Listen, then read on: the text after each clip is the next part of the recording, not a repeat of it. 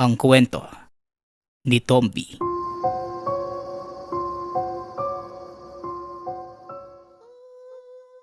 Ang kwentong ito ay hango sa totoong buhay. Mula ito sa isa nating tagapakinig. Naitago na lang natin sa pangalang Tatang Lex. Walang eksaktong taon. Probinsya ng Albay. Ipinanganak si Lex sa Albay.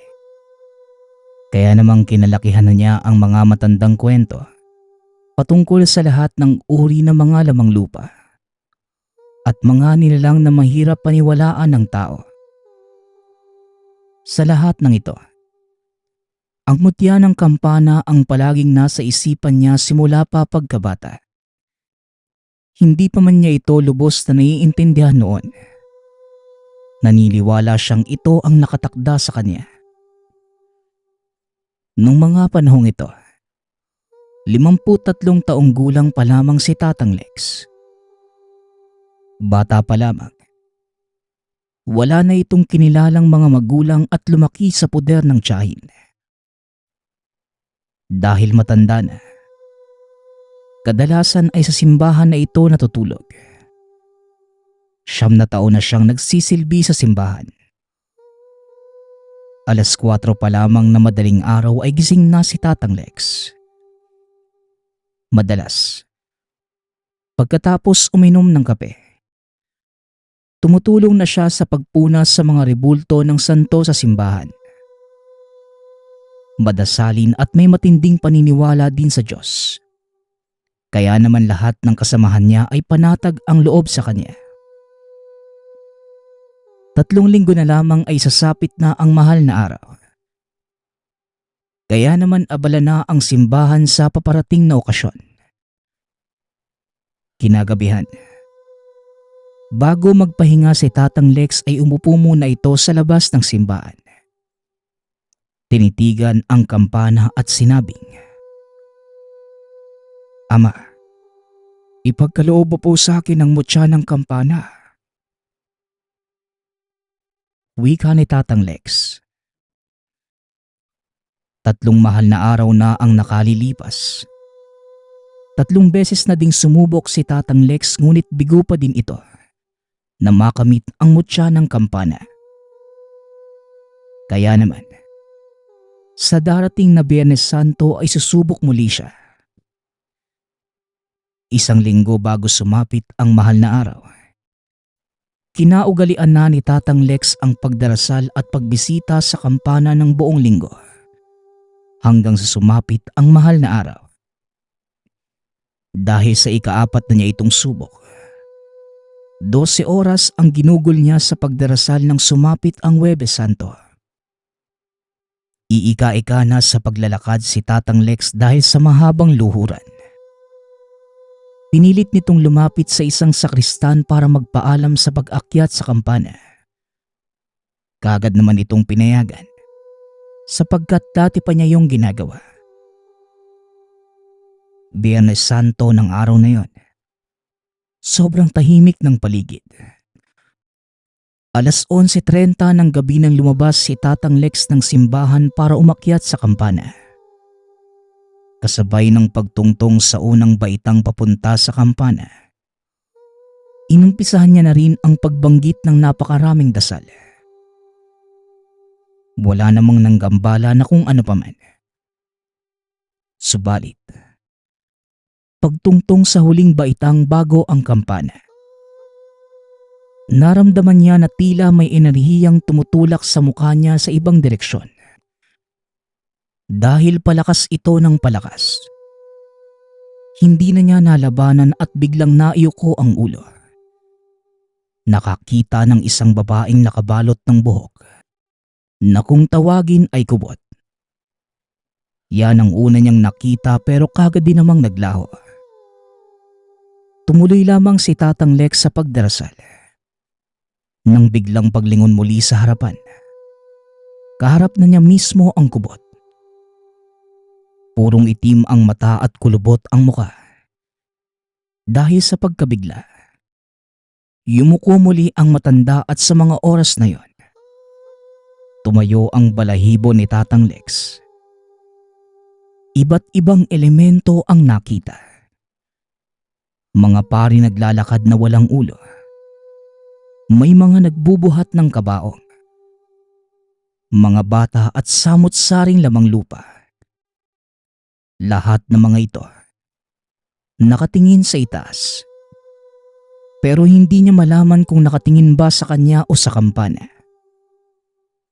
Dahil dito, nilakasan na niya ang loob para makalapit sa kampana. Isang dangkal na lamang ang pagitan ng kamay ni Tatang Lex at kampana.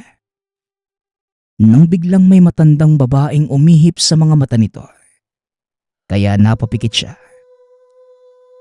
May nararamdaman itong humihila sa kanya papalayo sa kampana.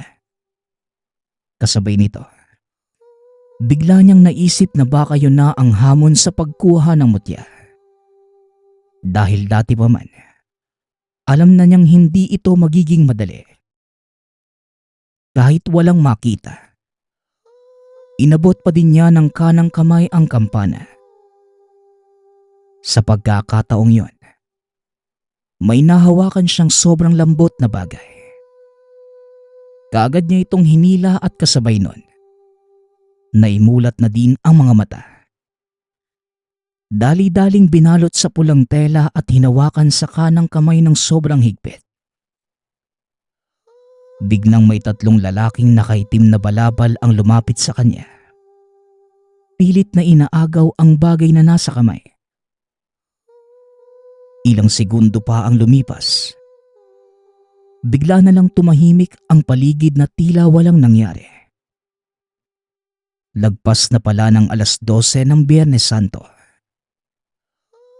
Dali-dali niyang nilabas sa pagkakabalot ang bagay na nasa kamay. Labis naman ang tuwa ni Tatang Lex na mga oras na yon. Totoo nga. Nasa akin na ang mutya. Maraming salamat, Ama. Wika nito. Dali-dali itong muwi sa tahanan ng mga tiyahin. Ibinabad na niya ang mutya ng kampana sa boteng may langis. Kasabay ng iba't ibang bendisyon kahit pa alam niyang buhay na ito. Makalipas ang ilang araw, hiniwa na niya ang dulong parte ng kanang hinlalaki sapagkat isasagawa na niya ang pagtatanim.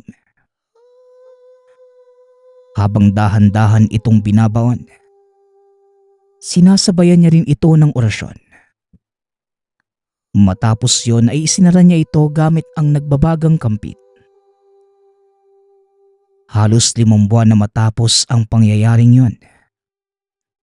Nararamdaman ni Tatang Lex na sobrang bigat pa din ang kanang kamay. Napagpasyahan niyang puntahan ang matalik na kaibigan na si Gado. Ito ang pinakabatang albularyo sa lugar.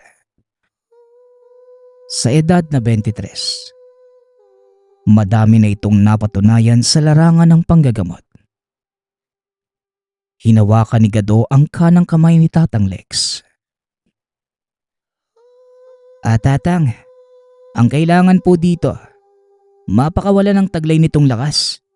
Kahit isang beses lang para maging konektado kayo sa isa't isa. Wika ni Gado. Paano ko naman yun magagawa?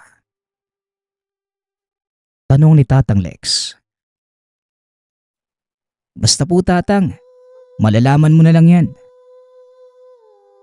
Tugon ni Gado. Umuwi si Tatang Lex nang hindi pa din alam ang gagawin. Kaya naman naisipan niyang magdasal. Bandang 3:00 ng hapon, pumunta ito sa ilog kung saan walang pwedeng makaistorbo. Pagkarating ni Tatang Lex, kaagad siyang lumuhod. Itinaas ang kanang kamay kung saan nakabaon ang mutya ng kampana. Inumpisahan na niya ang orasyon ng Tigalpo. Bigla itong nakarinig ng tila mga taong naglalakad sa likuran. Kaagad siyang dumilat para tignan ito. Ngunit walang tao at payapa ang kapaligiran. Muli siyang pumikit at pinagpatuloy ang orasyon.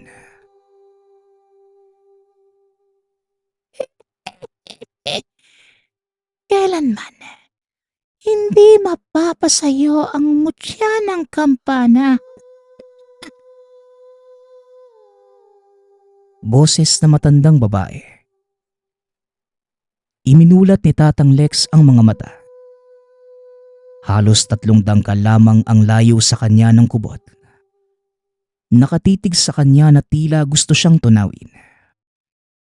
Kaya naman, biglang bumilis ang tibok ng puso ni Tatang Lex at mas lalong nilakasan pa ang orasyon. Hindi niya maintindihan ang mga nangyayari.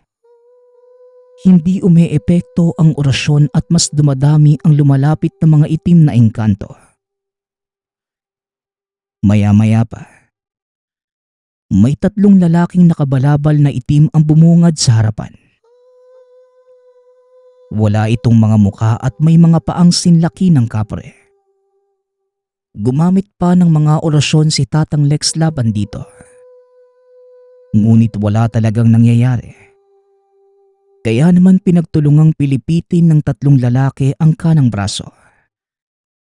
Sa sobrang sakit, hindi na niya nakayanan pang ipagpatuloy ang pagdarasal. Sa puntong yon, bigla niyang naiangat ang kanang kamay. Naisapak sa 3 lalaking nasa harapan. Dahil sa proteksyon ng mutya, biglang naglaho ang 3 lalaki at ang lahat ng itim na engkanto. Kasabay nito, nawalan din ng malay si Tatang Lex. Umaga na ng magising ito. Malinaw pa rin sa alaala ang lahat ng nangyari kahapon. Dahil dito, naintindihan na ni Mang Lex ang sinasabi ng albularyong sigado. Sa pagdaan ng mga panahon, mas lalong tumibay ang samahan ni Tatang Lex at ng mutya ng kampana. Marami pang dumating na pagsubok sa kanya. Pero hindi na ito alintana ng matanda. Dahil mula noon, ito na ang pinangarap niyang buhay. Ang makatulong gamit ang mutya. At ang mamuhay nang naglilingkod sa kapwa.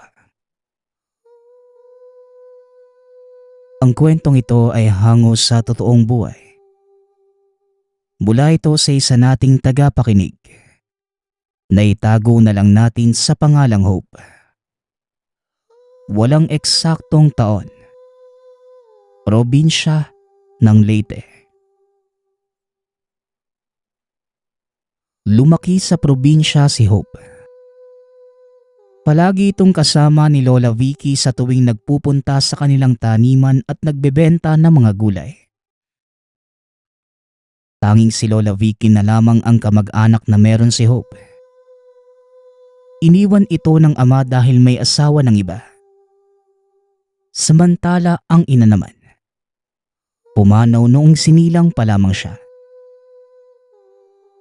Apo, mag-aral ka kaya? Sayang naman kung hindi ka magpapatuloy, hindi ba? Wika ni Lola Vicky. Mariing umiling si Hope sa sinabi ng Lola. Lola, hindi ko naman po kailangan. Tutulong na lang po ako sa iyo sa pagtitinda. Mas makakabuti pa po yun. Tsaka matanda na po kayo, Lola, para magtrabaho. Ako na po ang bahala sa ating mga pananim. Tugon ni Hope. Pero apo, mas maganda kung makakapagtapos ka ng pag-aaral para makakuha ka ng magandang trabaho at nang hindi ka maliitin ng iba mong mga kapatid. Muling wika ng matanda. Hayaan mo na po sila, Lola. Hindi ko po kailangan na magsumikap para magustuhan nila ako. Kung ayaw nila sa akin, di wag. Isa pa, kung hindi man po ako makapagtapos, wala na po silang pakiroon. Dahil kinalimutan ni tatay ang obligasyon niya sa akin. Tugon ng dalaga. Pero apo, huwag kang magtanim ng galit sa tatay mo ah. Lahat naman ng tao nagkakamali. Hayaan mo at darating din ang panahon na mapagtatanto niya na mali siya. Wika ni Lola Vicky. Naku Lola, wala naman po akong galit kay tatay eh. Hindi ko lang po kailangan ipagsiksikan ng sarili ko sa kanya. Kung saan po siya masaya, di doon siya. Wala pong kaso sa akin yun. Kahit kinalimutan niyang may anak siya. Muling tugon ng dalaga. Lumaki na mapagmahal at mapagpatawad si Hope. Ngunit kahit nadalisay ang puso ng dalaga, palaban nito, handang manindigan para sa nangangailangan. Sa paglipas ng mga araw, mas lalong nagsumikap si Hope para sa kanila ni Lola Vicky. Palagi nitong itinatatak sa isipan na aasenso din siya balang araw. Habang tumatagal ay patanda ng patanda si Lola Vicky.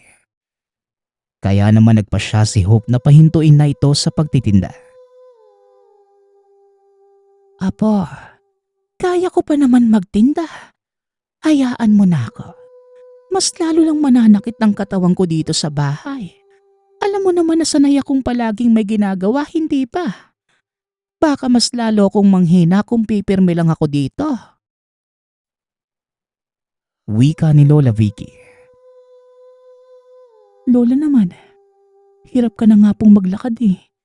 Tapos palagi ka pang kinakapos sa paghinga. Paano kung bigla ka na lang nawala ng malay sa daan? O kaya mas lalong lumala ang sakit mo? Di mas malaking problema pa po. Tugon ni Hope. Napabuntong hininga na lamang ang matanda. Alam nito na ang kalusugan lamang ang iniintindi ng apo. Kaya naman hindi na siya nagpumilit pa. Sa tuwing nasa taniman si Hope, naglalakad-lakad si Lola Vicky at kung minsan, kumikilos ito sa mga gawaing bahay. Ayaw na sana ng dalaga na pakilusin ang lola. Ngunit nakiusap ito sa kanya kaya hinayaan na lamang na kumilos sa tahanan. Isang araw, habang namimitas ng mga pananim na gulay ay napansin ni Hope ang puno ng kalamansi na tila kumikinang.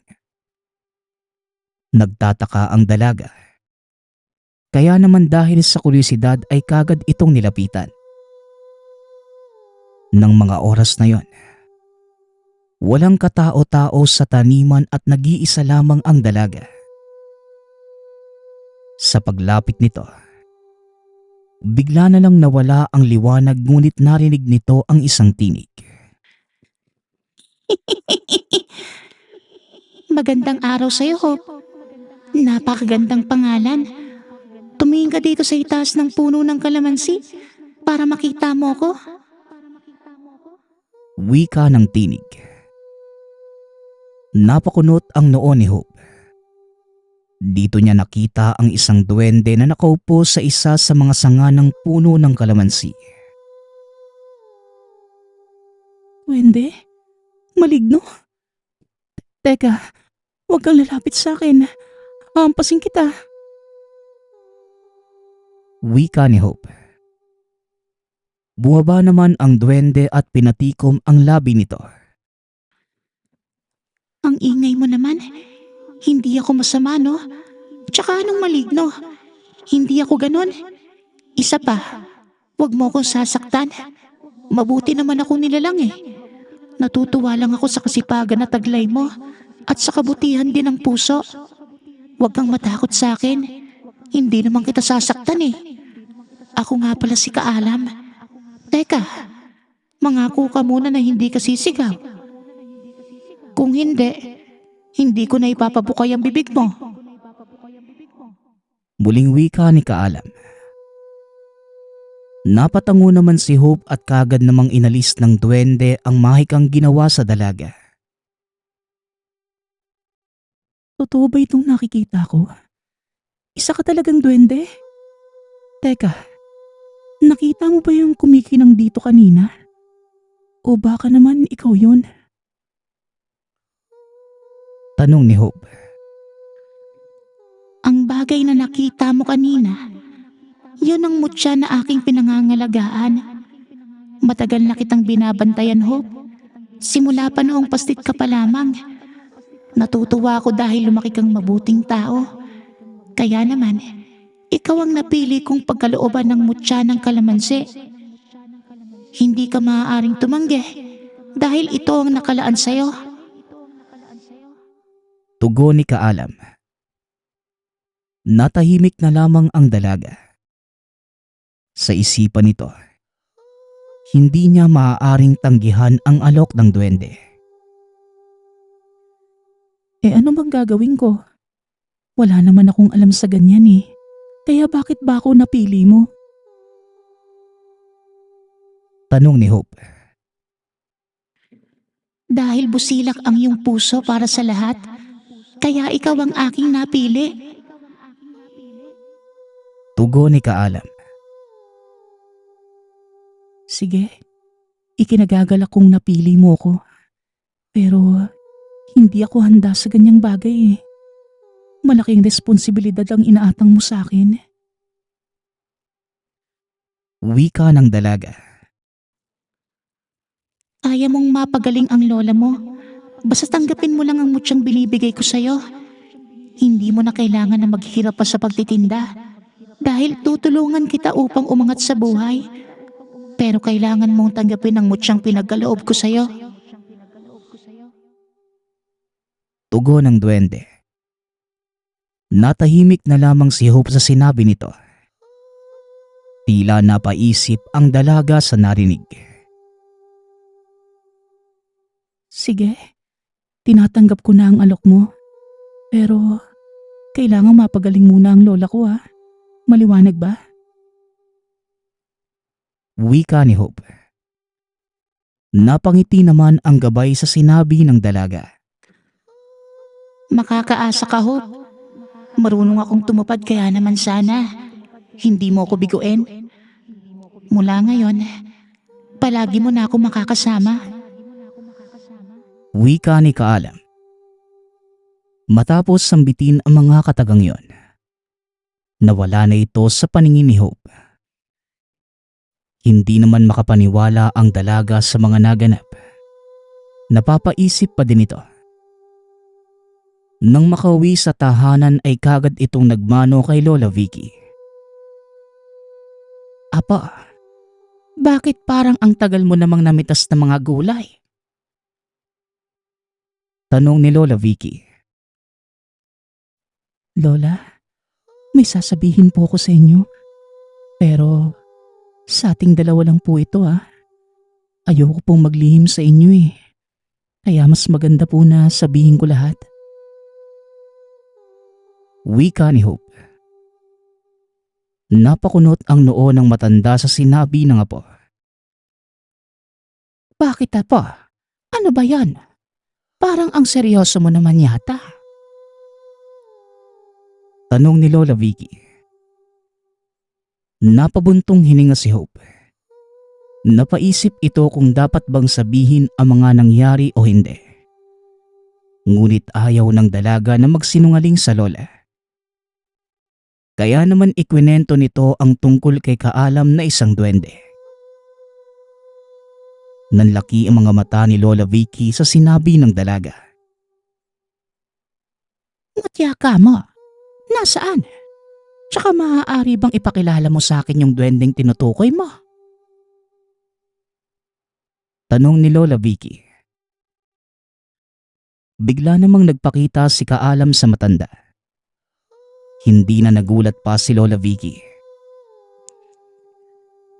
Vicky, nagkita tayong muli. Mapalad ang yung apo kagaya mo. Wika ni Kaalam. Nagtataka ang dalaga sa sinabi nito. Lola, magkakilala po kayong dalawa? Paano po yun nangyari? Tanong ni Hope. Mahabang kwento apo. Pero papaikliin ko na lang. Kagaya mo napili din ako ni Kaalam noon. Pero nang magkapamilya ako, tinalikuran ko ang tungkulin ko para lumagay sa tahimik na buhay. Tugon ni Lola Vicky. Hindi makapaniwala ang dalaga sa mga sinabi nito. Ibig sabihin, may kaalaman ka lola sa pakikipaglaban at paggamit ng orasyon? Muling tanong ng dalaga. Oo naman. Kaya nga hindi ko kailangan mag-alala kung wala kang kaalaman sa lihim na karunungan. Dahil nandito ako bilang gabay. At nandiyan naman ang lola mo para magsilbing guro sa'yo. Wika ni Kaalam. Pero may usapan tayo Kaalam, di ba? Sana tuparin mo yun ha. Wika ni Hope. Napangiti naman ang duwende. Lumapit kay Lola Vicky at hinawakan ang kamay ng matanda.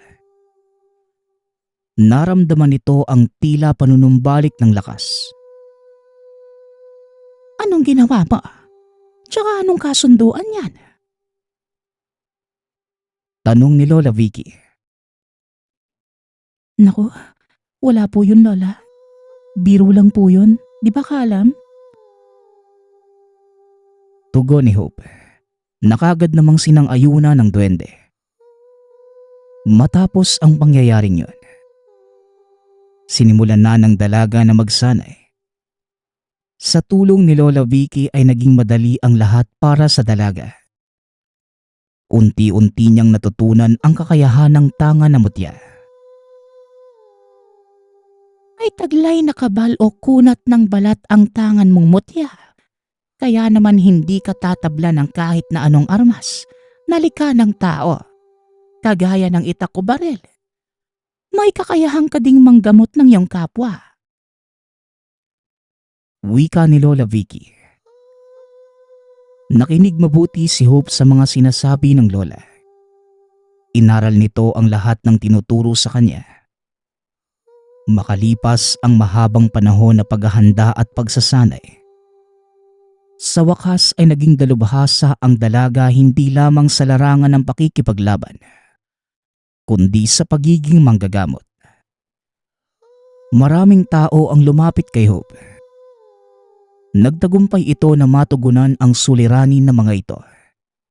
Kaya naman, hindi kalaunan ay nakilala si Hope sa kanilang lugar bilang pag-asa ng baryo. Hanggang sa isang araw, habang abala sa pagdidilig ng mga tanim na halamang gamot, dumating ang isang matandang babae. May kasama itong patpati na lalaki at tila malubha ang karamdaman. Magandang araw po sa inyo lola. Ano pong may paglilingkod ko sa inyo? Tanong ni Hope. Ako nga pala si Deleng. At ito naman ang apo kong si Gia. Nabalitaan ko na magaling kang manggagamot. Kaya naman dinala ko dito ang apo ko. Magbabaka sakali na mapagaling mo siya. Dahil malubha na ang karamdaman niya. Wika ng matanda. Maupo po muna kayo lola. Sandali lang po Ikukuha ko po kayo ng maiinom. Mukhang malayo pa po ang nilakbay niyo Tagasan po ba kayo? Tanong ng dalaga. Tagang kabilang baryo kami. Medyo may kalayuan nga ang bahay namin dito sa inyo. Naglakad lang kami ng apo ko papunta dito. Kahit na kinakapos na kami pareho sa paghinga. Tugon ni Lola Diling. Napatango naman si Hope. Iniabot ang kinuhang inumin sa kanito, hinawakan ang kamay ng binata. Pinabarang po ang apo niyo lola. Malakas na uri ng mambabarang ang may gawa nito. Wika ni Hope. Ano namang kayang dahilan ng pambabarang na yon upang gawin yan sa apo ko? Napakabait na bata niyan. Nakakapagtaka naman kung kinulam siya dahil hindi naman niya nakikipag-away. Wika ng matanda. Napabuntong hininga na lamang si Hope sa sinabi nito. Hinawakan ng dalaga ang ulo ni Gio. Magpakilala ka sa akin.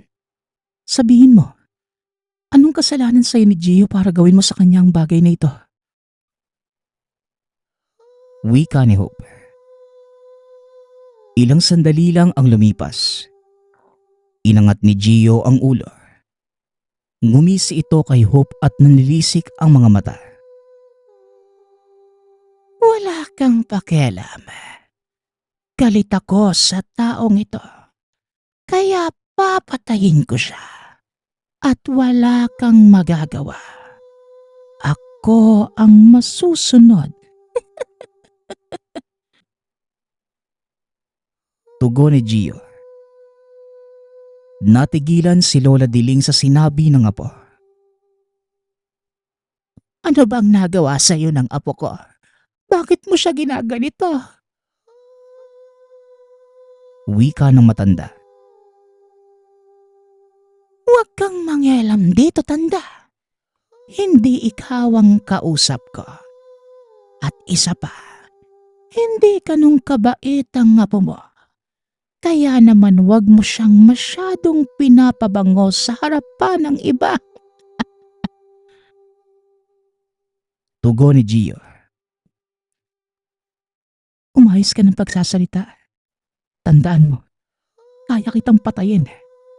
Kaya sabihin mo sa akin kung ano ba ang kasalanan sa'yo ng binatang to. Bakit mo siya gustong patayin? Muling wika ng dalaga.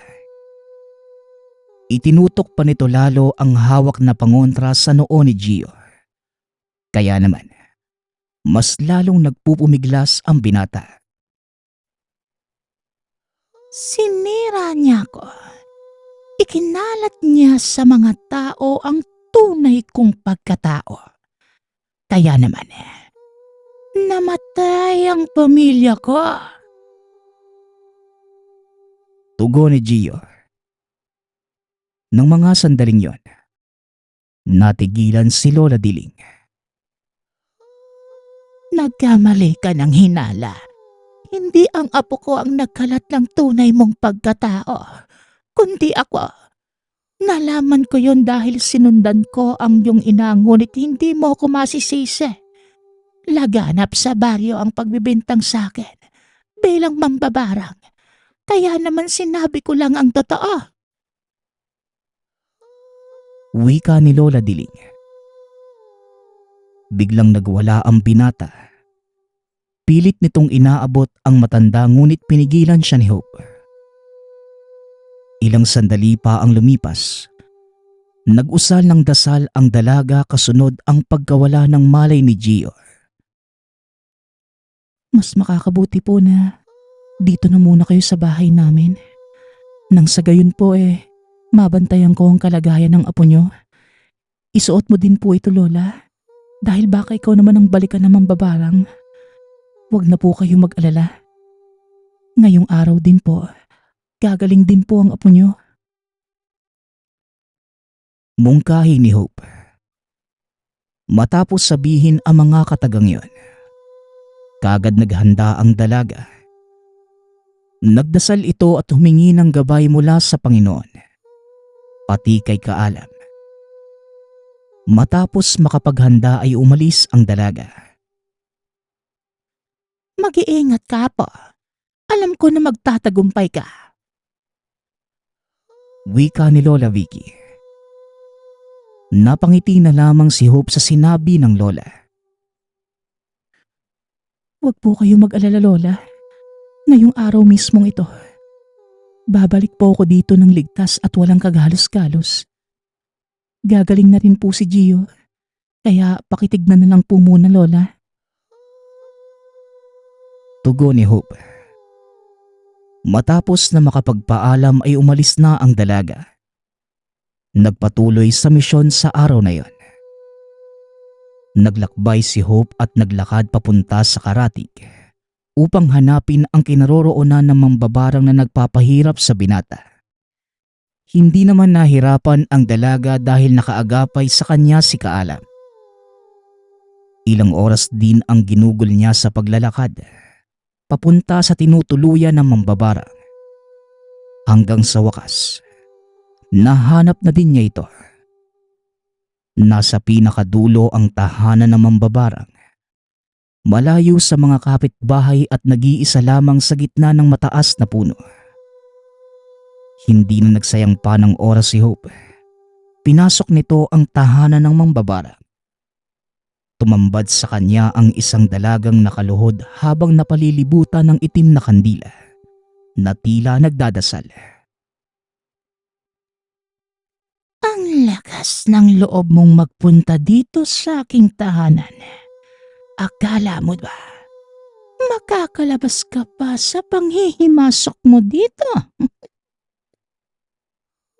Wika ng dalaga. Hindi mo ako masisindak sa mga pagbabanta mo. Itigil mo na ang ginagawang pagpapahirap sa binata na yon. Dahil kapag hindi ka nakinig sa akin, sisiguraduhin kong pagbabayaran mo at magdudusa ka hanggang alisin mo ang sumpa. Tugon ni Hope. Natahimik naman ang mambabarang na nagpakilalang Janice. Tumingin ito sa mga mata ni Hope. Bigla na lamang namilipit sa sakit ang dalaga. Ako nga pala si Janice. Anak ng pinakamatapang at magaling na mambabarang, kaya naman hindi mo ko masisindak. Alam ko ang iyong kakayahan. May tangan kang mutya. Kaya naman hindi ka tatablan ng anumang patalim o sandata na aking gagamitin. Wika ni Janice. Namangha si Hope sa galing ng dalaga at sa mga oras na yon. Ramdam nito ang lakas na meron si Janice. Ngunit nanlaki ang mga mata na mambabarang. Sumugod sa gawin niya si Hope. Ngunit mabilis na nawala sa kinaroroonan niya ang mambabarang. Mula sa likuran ng dalaga, biglang lumutang si Janice at sinipa si Hope.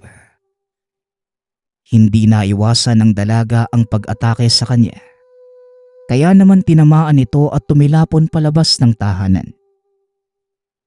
Napayuko na lamang si Hope sa lakas ng sipa ng mambabarang. Nag-usal ng orasyon ang dalaga at natigilan naman si Janice.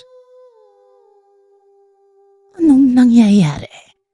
Bakit hindi ako makagalaw? Anong ginagawa mo? Wika ni Janice. Ngunit hindi na nagsalita si Hope. Nawala ito sa paningin ni Janice at bigla na lamang lumitaw sa harapan niya. Nanlaki ang mga mata ng mambabarang. Lalo pat kulay berde ang kulay ng mga mata ni Hope sa mga oras na yon, habang sakal-sakal siya.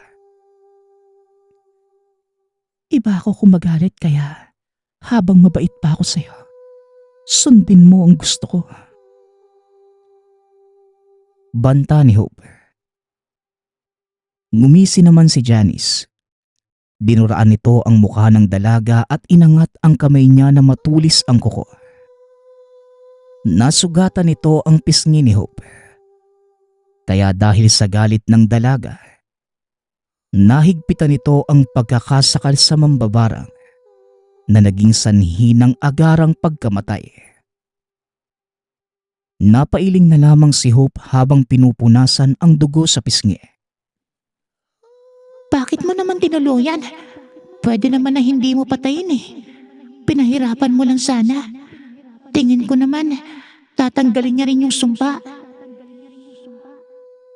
Wika ni Kaalam.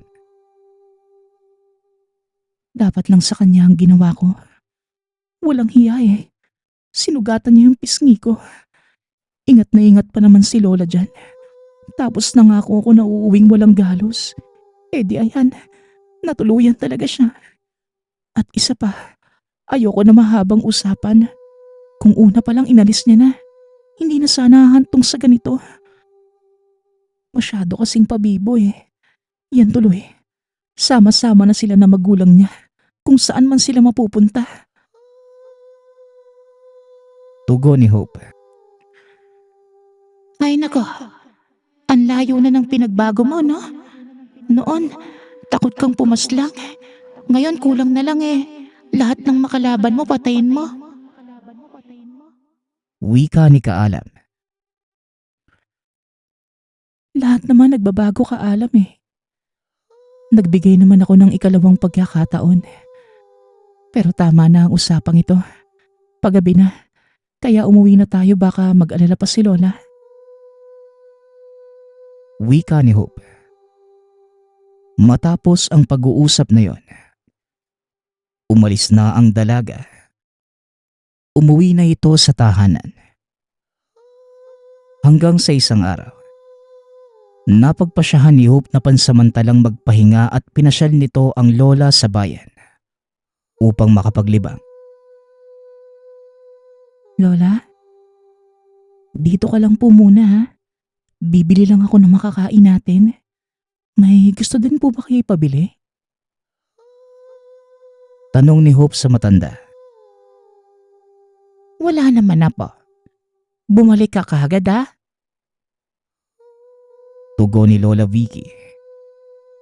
Napatango naman ang dalaga at kaagad nagpunta sa kumpulan ng mga tao. Bumili ito ng sorbetes at ng iba pa nilang makakain na maglola. Ngunit pagkabalik ni Hope, laking gulat nito na wala na sa kinauupuan si Lola Vicky. Kaagad na hinanap ni Hope ang lola ngunit ni anino nito ay hindi na nakita. Kaagad humingi ng tulong si Hope kay Kaalam. Nalaman ng dalaga na hawak ito ng isang harimudon. Eh ano naman ang kasalanan ko sa aswang na yun? Bakit niya kinuha ang lola ko? Tanong ni Hope. Kapatid siya ni Janice. Yung mambabarang na pinatay mo. Malamang gaganti yun sa'yo. Tugon ni Kaalam. Huwag lang silang magkakamali na saktan ng lola ko. Dahil mananagot sila sa akin. Wika ni Hope. Huwag kang mag-alala. Alam ko ang kinaroroonan ng harimudo na yon. Mabuti na lang na nagpakita na siya. Dahil noon pa ito hinahanap ni Vicky. Si Dondon ang pinakamalakas na aswang noong kabataan ng lola mo. At pinakamabangis sa lahat. Tugon ni Kaalam. Natahimik na lamang ang dalaga. Naghanda na ito dahil alam niyang muli siyang mapapalaban. Hindi na nagsayang pa ng oras ang dalaga at kaagad naglakbay papunta sa kuta ni Dondon. Wala itong pinalampas na oras. Binabalot ng kaba at galit ang puso ni Hope. Pagkarating sa kuta, nakita ng dalaga ang mga kasamahan ni Dondon. Kaagad na nag-usal ng orasyon ang dalaga upang hindi maramdaman ng mga aswang ang presensya. Nagpatuloy ito sa paglalakad papasok sa kuta ng mga aswang. Maya-maya ay nakita ng dalaga si Lola Vicky na nakatali. Nagulat si Hope dahil hindi siya makalapit sa kinaroroonan ng matanda. Alam, bakit hindi ko malapitan si Lola? Ano bang nangyayari? Tanong ni Hope. May itim na mahik ang nilagay sila, Hope. Subukan mong tanggalin. Pero mag-iingat ka ha. Baka patibong lang ang lahat ng yan. Tugon ni Kaalam. Nag-usal ng orasyon ang dalaga ngunit bigla na lang may sumakal sa kanya. Akala ko ba naman, matalino ka? Eh yun pala ay utu-utu ka din, kagaya ng iba. Hawak na kita at anumang oras, pwede na kitang patayin. Pero mas maganda kung pahihirapan muna kita. Wika ni Dondon. Nanlaki ang mga mata ni Hope. Kagad itong kumilos at nakawala sa pagkakasakal sa kanya ng aswang. Masyado ka mainit ah. Nag-uumpisa pa lang ako. Hinuhusgahan mo na ako kagad. Pakawalan mo ang lola ko at tayong dalawa ang magtuos. Wika ni Hope. Natigilan ang aswang. Sumenyas ito sa mga kasama at kagad pinakawalan ang bihag. Panoorin mo, Vicky, kung paano ko tatapusin ang iyong mahal na apo.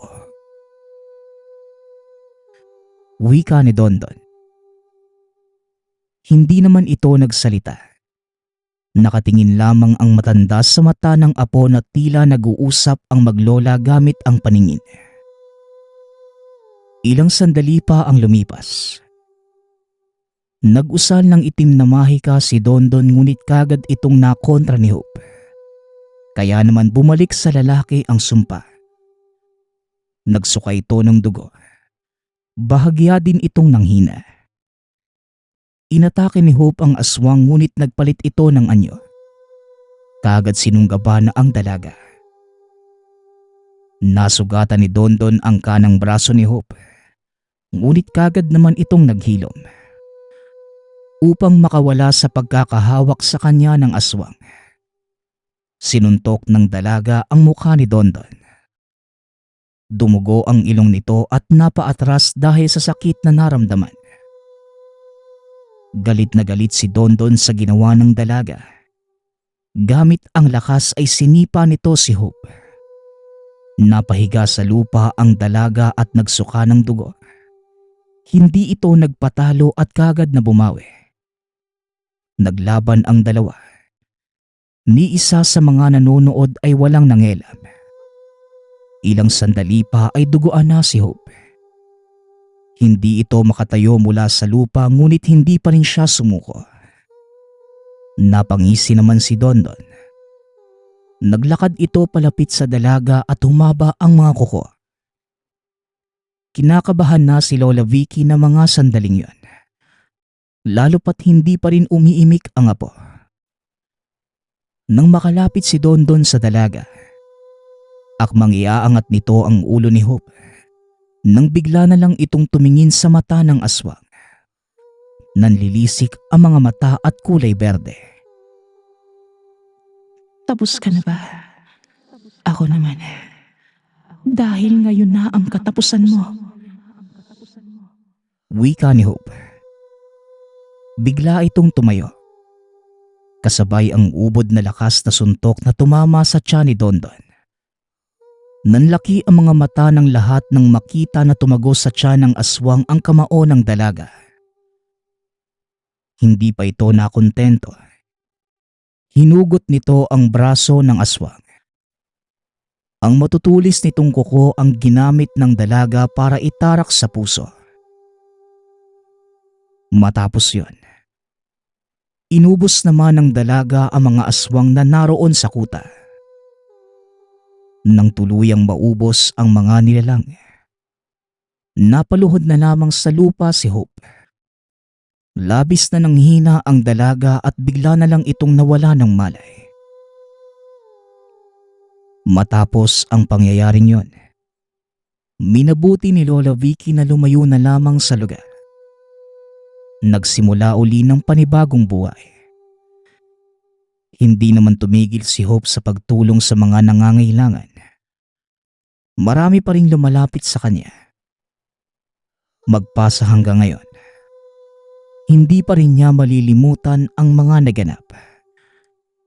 Nang minsang makuha niya ang mutya ng kalamansi at makasama ang gabay na si Kaalam. Ang kwentong ito ay hango sa totoong buhay. Mula ito sa isa nating tagapakinig na itago na lang natin sa pangalang Dasuk. Taong 1951, probinsya ng Isabela. Nang mga panahong yon, itinuring ng magkapatid na isa itong sinumpang taon Dahil isang buwan pa lamang ang nakalilipas matapos mamatay ang lolo't lola. Sinalanta naman ang lugar ng napakalakas na bagyo na naging sanhi ng pagkawasak ng tahanan. Kaya naman, nakitira muna ang magkapatid sa tiyahin nilang si Gemma. Pumayag ang tiyahin sapagkat wala naman itong ibang kasama at likas na masipag ang dalawa. Kaya alam nitong hindi magiging pabigat ang magkapatid.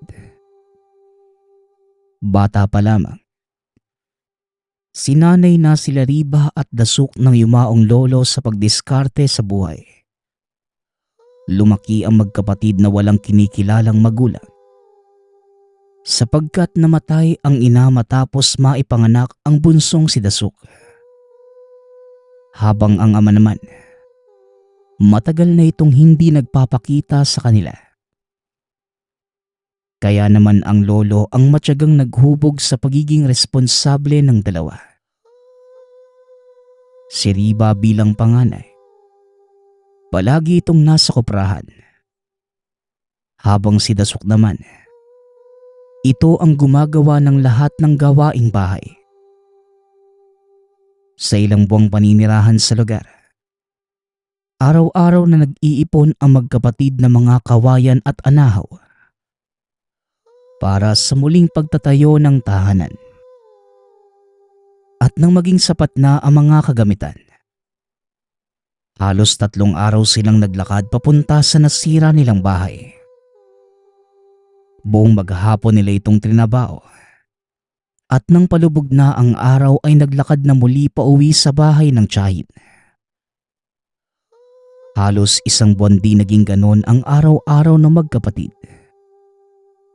Nang tuluyan ng magawa ang tahanan, kaagad namang nagpaalam ang magkapatid sa tiyahin. Walang humpay ang pasasalamat sa kadahilanan na napakalaking bagay ang pagpapatira nito ng walang kapalit. Dahil sa matagal nang nakatira sina Riba at Dasuk sa lugar, wala namang masyadong nagbago doon, bukod sa bago ang mga dingding at bubong ng tahanan. May mga oras din na nakakaramdam sila ng lungkot dahil isa ito sa mga ala-alang naiwan ng lolo't lola. Pero pinili ng dalawa na magpakatatag. Matapos bumalik sa tahanan, kaagad namang inasikaso ni Riba ang naiwang koprahan ng lolo. Dahil sa hindi naman palaging may makukopra, lalo pat kakatapos lamang ng bagyo, araw-araw siyang naging abala sa pagpulot ng mga niyog at binibenta sa palengke. Habang si Dasuk naman, piniling magtrabaho bilang tagalinis sa isang paaralan. Sa ganitong paraan, nairaraos ng magkapatid ang buhay sa pang-araw-araw. Isang araw, maagang gumising si Dasuk dahil may gaganaping selebrasyon sa paaralan at kinakailangang makapaglinis na maaga. Kaya 4:00 pa lamang, nag-almusal na ito sa kusina at dahil gawa sa kawayan ang dingding, rinig na rinig ni Dasuk ang ingay sa balon. Ang kusina nila ay katabi lamang ng palikuran. Sa tabi nito ay may lumang balon. Tila may binabagsak na balde ng padabog. Kaya nais niya sanang tignan kung anong ginagawa ng tao. Habang papalapit si Dasuk, mas lalong lumalakas ang kalabog ng balding binababa sa balon. Nang makarating sa lugar, wala namang tao ngunit nakita niyang may laman ang balde na nakapatong sa balon. Dahil sa nakita, nakaramdam ng kaba si Dasuk. Tuwing gabi bago pa man matulog, palagi nilang binababa ang balde nang hindi mahirapan sa pagkuha ng tubig sa darating na araw. Sinubukan din niyang ilawan pa ang mga katabing puno ng saging. Ngunit wala talagang makitang tao. Nang pabalik na si Dasuk sa kusina, muli na namang umingay ang balon. Sa pagkakataong yon, para bang binuhos ang laman ng balde pabalik dito. Dali-daling pumasok si Dasuk ng kusina para silipin ito sa pagitan ng mga dingding na kawayan. Dito na siya nakaramdam ng kilabot. Ang baldeng nakapatong ay nakatiwangwang na sa lupa at walang humpay sa paggulong na tila may sumisipa. Ngunit wala namang makitang tao si Dasuk. Kaya hinugot nito ang itak galing sa ilalim ng lamesa. Inilusot sa pagitan ng mga dingding at sinabing, Kung anong nilalang ka man, lumayas ka na. Bago pa man kita mataga. wika ni Dasuk. Ilang minuto pa ang lumipas bago pa tumigil sa paggalawang balde. Dahil sa wala namang nararamdamang umaaligid, minabuti na ni Dasuk na umalis ng tahanan para hindi mahuli sa paglilinis sa eskwela. Naging abala naman ang magkapatid sa buong maghapong yon. Si Riba ay nagtinda ng nyog, habang si Dasuk naman ay naglilinis na sa paaralan. 6:00 ng gabi nang halos sabay na makauwi ang dalawa. Habang naghahapunan, naikwento ni Dasuk kay Riba ang mga nakita nito noong umaga. Dapat masanay ka na eh. Sabi sa akin ni Lolo bago pa man siya mamatay, may iba tayong mga nilalang nakasama dito. Nasabi din nga niya sa akin na kailangan nating mag-alay. Kaso nga lang, hindi naman niya nalinaw kung paano eh. Wika ni Riba, matapos mailahad ni Dasuk ang mga nangyari. Nabahala naman ang binata sa nagawa dahil baka magalit ang mga ito. Matapos ang kaunti pang pag-uusap, nagligpit na din ng pinagkainan si Dasuk at sabay na maagang nakatulog. 6:00 na ng umaga, napansin ni Riba na hindi pa bumabangon ang kapatid. Pinuntahan niya ito sa kwarto at naabutang nakatuwad sa higaan. Kaagad niyang tinanong kung ano ang nararamdaman. Ayon kay Dasuk, sobra ang pananakit ng tiyan. Kaagad naman itong pinainom ng halamang gamot. Nakadama ng kaginhawaan makalipas lamang ng ilang minuto. Ang buong akala ni Dasuk, maayos na ang kalagayan kaya nagpa siya itong pumasok na sa trabaho. Ngunit makalipas lamang ang 2 oras, nakaramdam muli ito na matinding pananakit ng tiyan. Mabuti na lamang ay pinayagan siyang umuwi ng maaga. Bandang 5:00 ng hapon, nakauwi na si Riba. Kaagad niyang pinainom ang kapatid ng halamang gamot.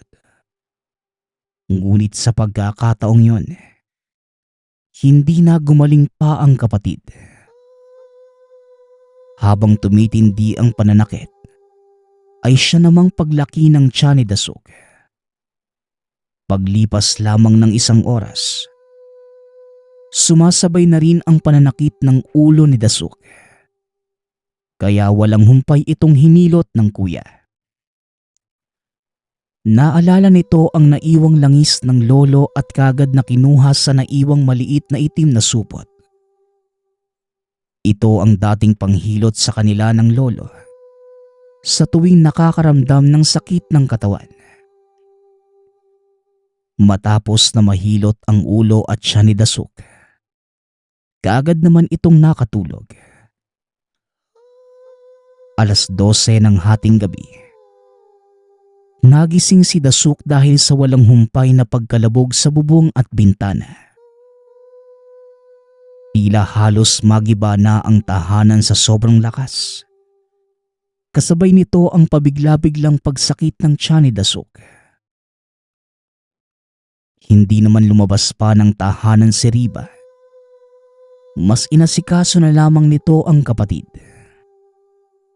Hanggang sa makalipas ang kalahating oras, tumigil na ang mga kalabog. Hindi na natulog pa si Riba dahil baka bumalik na naman ang mga nilalang. Samantalang nakatulog naman ang kapatid dahil na rin sa sobrang sakit na nararamdaman. Kinaumagahan, maagang naghanap ng manggagamot si Riba. Kagad naman itong nakahanap, ngunit nang tignan ng manggagamot ang kapatid, hindi rin niya matukoy kung anong nangyari. Kaya pagsapit ng tanghali, muli itong naghanap ng iba pang manggagamot. Ngunit kagaya sa nauna, hindi din ito natulungan ang kapatid. Dahil sa kalagayan ni Dasuk, kahit palubog na ang araw ay pinuntahan pa din ni Riba si Tia Gemma para humingi ng tulong. May mga pinadala itong herbal na medisina at nagbili na hanapin si Tandang Persing na isang albularyo. Ayon sa tiya, ito ang pinaka-pinagkakatiwalaang albularyo ng yumaong lolo. Dali-dali namang umuwi si Riba at tinakbo ang lubak na daan. Pagkarating sa tahanan, naabutan ni Riba na nakahiga pa rin ang kapatid. Kaya kagad niya itong pinainom ng mga gamot na dala. Dahil dito, kahit papano ay nakaramdam ng ginhawa si Dasuk. Halos isang linggong naging ganun ang kalagayan ng kapatid. Puro lamang painom ng kung ano-anong herbal na medisina ang ginawa. Hindi pa rin naman tumigil sa paghahanap ng trabaho si Riba. At sa katunayan, wala na silang pera na mga panahong yun. Dahil pareho nang hindi nakakapagtrabaho. Hanggang sa may isang kapitbahay na nakapagturo kung nasaan si Tandang Persing. Naninirahan na pala ito sa kabilang baryo. Malayo man, determinado itong pinuntahan ni Riba. Kung kani-kaninong kalabaw siya nakisakay, hanggang sa tuluyang marating ang tahanan ng manggagamot. Dahil sa kaibigan siya ng lolo, kaagad naman itong sumama kay Riba. Gabi na makauwi sa tahanan. Bago pa man pumasok ng pinto ay nagwika na si Tandang Persing. Hindi ba naibili ng yumaong lolo ninyo? Nakakailanganin mabigay alay sa karangat kapag bago ang tirahan. Kaya nagkasakit ang kapatid mo dahil naniningil sila ng kabayaran.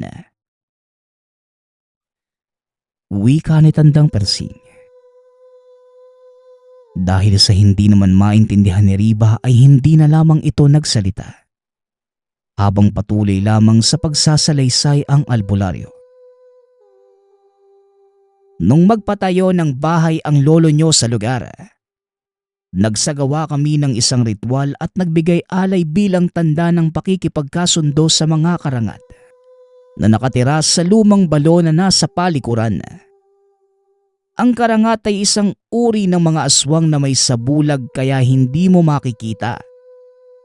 Agresibo din ang mga ito. Dahil kayo ang mga nakikitira lamang sa lugar at tinuturing nila bilang isang mangungupa. Kaya kailangan nyo makipagkasundo dahil may sakaliwa sila. Wika ni Mang Persing. Bago lamang sa tenga ni Riba ang mga sinasabi ng albularyo. Kaya naman pinakinggan nito ang lahat ng binibilin.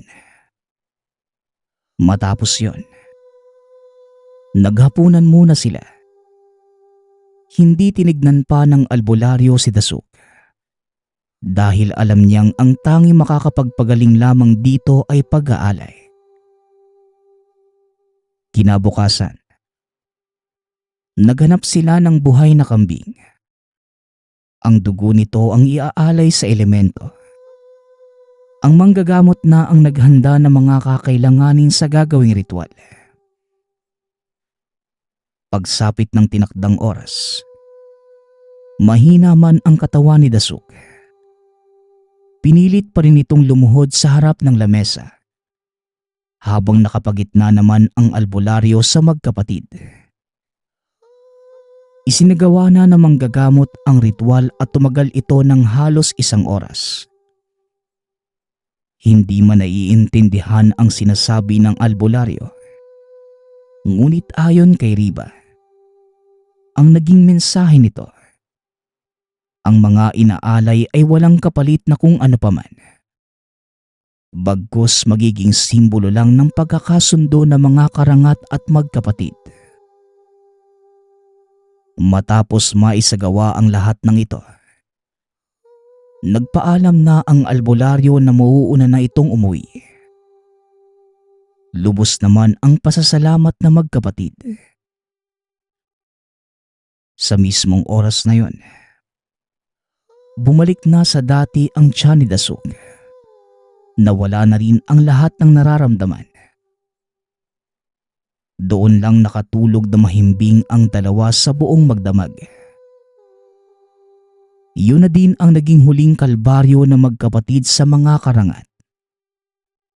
Dahil sa alam na nila ang pangangalaga dito, hindi na rin sila muling ginambala pa. Nagpaparamdam pa rin ito paminsan-minsan. Ngunit nasanay na lamang ang magkapatid. Magpasa hanggang ngayon, tahimik pa din na ginagawa ng mga ito ang pagdadasal at pag-aalay ng 1 beses sa 1 buwan. Tuluyan ang natanggap na magkapatid na parte na ng buhay ang mga elemento. Nagpapasalamat nga pala ako sa nagpadala ng ating kwento. Nawa ay nagustuhan niyo ang inyong napakinggan. Ang opinyon ko lamang sa kwentong ito. Natutuwa ako sa naging tugon ng magkapatid sa naging hamon sa kanila sa buhay. Naging mahirap man ito matapos maulila at mawala ng lolo't lola. Pero nagpatuloy pa din sila sa buhay. Naging madiskarte ang dalawa. At kahit kailan, hindi nila iniwan ang isa't isa. Muli, nagpapasalamat ako sa lahat ng sumusuporta sa ating channel. Nawa ay patuloy niyong suportahan at pakinggan ang ating mga kwento. Hanggang sa muling pakikinig. Paalam.